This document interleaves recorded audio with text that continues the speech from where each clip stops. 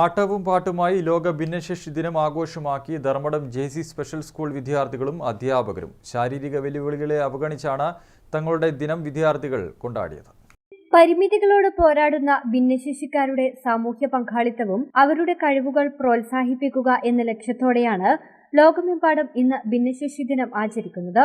Dharmadam JC. Special സ്കൂളിലും ഭിന്നശേഷി ദിനം വിപുലമായി ആചരിച്ചു.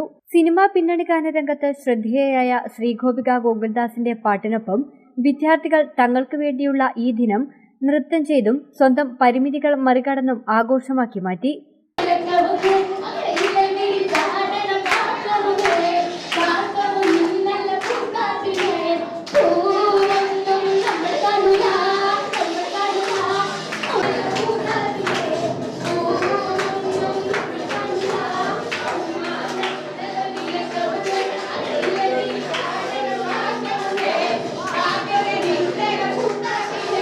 സ്കൂൾ ഓഡിറ്റോറിയത്തിൽ നടന്ന ഭിന്നശേഷി ദിനാചരണം JC. Society president doctor MC. Mohan ഉദ്ഘാടനം ചെയ്തു.